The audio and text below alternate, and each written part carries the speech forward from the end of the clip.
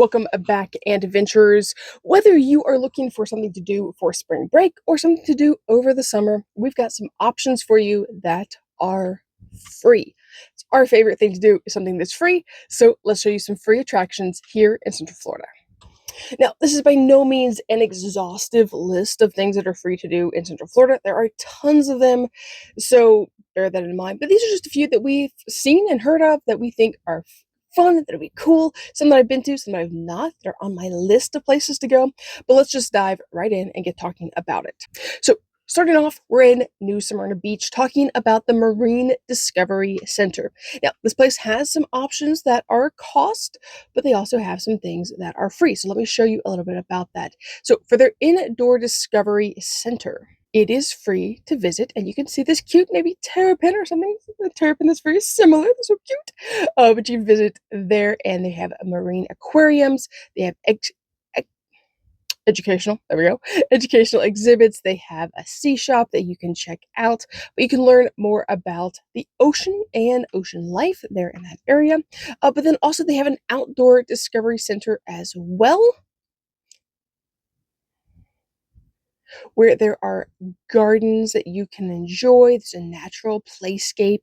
There's fitness stations. There's the West Shoreline experience that you can check out at the Salt Marsh, and a kayak launch. So if you're interested, you can do a kayak tour with them. That's also available. You can see that's where the cost comes in if you're interested in doing that. But it sounds like a lot of fun. There's Mount Morgan. We have a mountain here in Florida. Oh my. But there's Mountain Morgan, so you can get a good view, go up on it, get a good view of New Smyrna Beach and beyond. And they say you can even spot the Ponce Inlet Lighthouse from the top. So that is definitely worth a visit. There's some community compost you can learn about, public recreation, and more. So this seems like a fun spot to take kids, maybe just for a few hours, get them out of the house and enjoy learning a little bit about the ocean and discover a little bit about marine life here in Central Florida. Now, the next thing on our list is Sam's House at Pine Island. This is again a conservation area. This is a conservation area, but they've got this cool historic house that you can visit. They've got some different activities. I believe some of this has to be done with making a reservation in advance. It's free, but you just have to reserve a time, tell them you're coming, things like of that nature, especially if you're doing it with a larger group. If you're just going to explore, go to explore. But there's a number of interesting things. The house, especially. There's also, I believe, there's also hiking. There wildlife viewing. You can picnic. There's a nature center, and so just a fun place. Again, just for a few hours to get out of the house, go learn something, see something historic from Florida, and get to learn a little bit more about the area where you live. And this is on Merritt Island on the Florida Space Coast.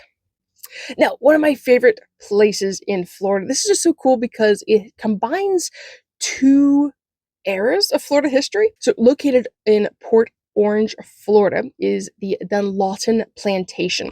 So, this was a sugar plantation, so you get to learn the history of sugar mining, sugar milling, sugar production. We'll go with sugar production here in Central Florida. But as well as that, so you get to see the sugar mines, the mill, all the elements that they used.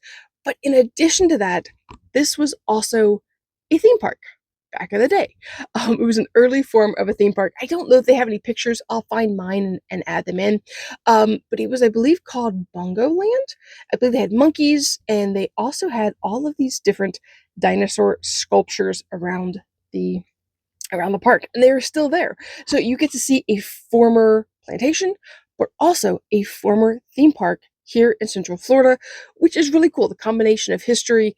Someone thought, this land is beautiful, this area, so we want to come and do a theme park here as well. So you get to see kind of a collision of history right there in Port Orange, Florida. Highly recommend it. It's worth it. It is free. They do ask that if you would like to leave a donation so they can keep the gardens looking beautiful, but it is free to visit. If you're wanting the feel of Disney without paying Disney prices, like Disney admission prices, visit Disney Springs. There's a lot happening. You get to see the feel of Disney, the experience kind of, but without having to pay theme park prices. You get to see the cool balloon flight that they have going on. There's the Coca-Cola World. It's fun, and sometimes there'll be a bear photo op. There's different Restaurants, of course, there's a train and carousel kids can ride. That may cost, I don't know, I'm assuming it does, but, just to walk around, you get to enjoy it and see. You get to watch the vintage amphibious cars, drive off into the water, which is pretty spectacular. But you can just having a day, just wandering around. Spend a little bit of money at the restaurants and things, of course, but just to get in and get the feel of Disney, you can do that for free. Again, historical. I love historical things, and if they're free, it's even better. Now, of course, many of these places, if you can leave a donation, would definitely help them out. If you're not able to, they understand. But if you can, leave a little bit of a donation so that you can help them stay afloat. Power bills, it unfortunately costs money to run lights, so help them out if you're able to. But this is the Central Florida Railroad Museum. It's in Winter Garden, Florida, and it's been around since 1983. But here, all the displays are located in a climate-controlled gallery, and there are people there who can tell you a little bit about it. But this is artifacts, photos, historical information from the railroads that served Winter Garden and Central Florida. They have an extensive dining car china and silver collection, and they have more than 40 different patterns of china from 25 different railroads from the golden age of passenger trains. There's lanterns, lamps, locomotive bells, a motor car, station signage, and so much more that you can see. Definitely, if you have a kid who loves things with motors, trains, make sure to stop by and check this out. It looks really cool. It's on my list of places that I've wanted to go for a little while, but just haven't gotten there yet. Got to kind of try to bump it up there a little bit, but it's definitely something that I would like to be able to go and see. And there's a video where you can kind of get an idea of what it looks like first. Make sure it's like, hey, my kid would enjoy this, or my family from out of town would enjoy this, and take advantage of that and go visit the Central Florida Railroad Museum and help them out a little bit. Another free option is the Enchanted Forest Sanctuary. This place is fantastic. I've been there several different times. It's a lot of fun.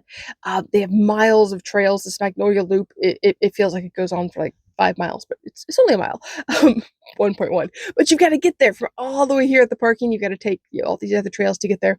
It's a lot of fun though. What's really neat about this is it is a nature sanctuary, but it is a historical landmark. There is this historical landmark within it, put it that way.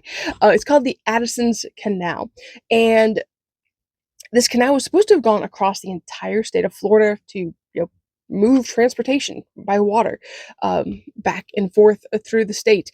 But the Coquina Rock was a little bit too difficult, and there's other issues that I believe the company ran out of money. And so you can still see, though, where they had started to form the canal, where it's just cut deep into the Coquina Rock, and there's this, I don't want to say gorge, but there's this valley in between the two areas of land where you can walk through and see. It's really cool. You definitely want to go visit it. And one, just to see the coquina is amazing. How thick it is, how deep it is. It's just amazing. So definitely go check out the Enchanted Forest Sanctuary. You'll get to see some gopher turtles, most likely, some other animals as well. So add that to your list of things to do this year. Now, another museum I highly recommend, and again, like I said, this is free, is at the Brevard Veterans Memorial Center. They have a museum that is really fantastic. They're very excited for people to come in. The day I was there, they were just like very chatty, wanting to tell me about things, ask me, where are you from, and so forth. They were just very excited to have people there. And they have a Jeep that they want you to sit in. Usually if you go to a museum, there's like, don't touch the artifacts, don't touch things. But they have this fun Jeep that they want you to get in. They will take your picture in the Jeep. They insisted. I was there by myself. They're like, you gotta get in. You gotta have your picture in it. Like, okay. But it was a lot of fun. They also have, I don't remember which submarine it is from. If I can find it, let you know. But it was from a submarine. They have a periscope, and they have installed this periscope in the building. So you can stand looking through a periscope from an actual submarine and look up through the top of the building to see the land around the museum. And that was so cool to see, like, hey, this is what this kind of the vision would have looked like. This is how much range you have, how you can turn in the circle to be able to see. It's really cool. Plus, they have lots of artifacts from just different aspects of military service for different branches of the military. Also for people who used to work at the Banana River Air Force Station, or Banana, something along those lines. It's just really cool, the history of the area that you get to learn, as well as some military history as well. So add that to your list of things to do. And so next is Fort Christmas Park in Christmas, Florida. So there's a reproduction of the fort. It was believed to have been in that general vicinity, built during the Seminole Wars. It was built on Christmas Day. That's why the area is called Christmas, Florida. But then in addition to that, they have brought together some houses from Orange County area that were original houses of people who lived and pioneered this part of Florida. They did, farming and cattle ranching and things like that. And so you get to see these houses. They will, for different school groups, if you have a group wanting to come, they will do some demonstrations of how they maybe wash clothes or make food. They'll do that for you as well, with a reservation ahead of time, letting them know you're coming. But there's really cool houses you get to kind of walk through. They've got them set up really nicely to display what life would have been like in that area. And then, of course, the fort is just fantastic to get to learn about forts and history of the different wars here in Florida. So definitely add that to your list as well. And then last but not least, we cannot talk about Central Florida without talking about the Space Coast. And if you're wanting to learn about the history of the Air Force and the Space Force and rockets here in Central Florida, aka Space Coast, then you want to check out the Sands Space History Center. This is open to the public and it is free. However, if there's any government shutdown things happening, it won't be open. So just be aware of that. There may be some things that cause it to close, or just special events, so forth. So make sure to check their websites before you go to make sure that they are actually open. But this is a really cool place where you get to see an Atlas booster, a heat sink nose cone, the first uniforms from the Space Force, a Jupiter nose cone, a Mercury boilerplate capsule, Titan engines, Gemini vehicle test console, just all kinds of cool things from the early days of spaceflight, and that you get to see at the Sands Space History Center in Cape Canaveral, Florida. All right, well, those are some of the free things you can do in Central Florida. As you can tell, there's quite a few, and I really only went to like Orlando, Winter Park, and back to the Space Coast. We didn't even touch anything over in Tampa. If you know some things over in that way that are free and that you think are really interesting, leave them down in the comments. And if you have any other suggestions of free places to visit, leave them below so people can check those out as well.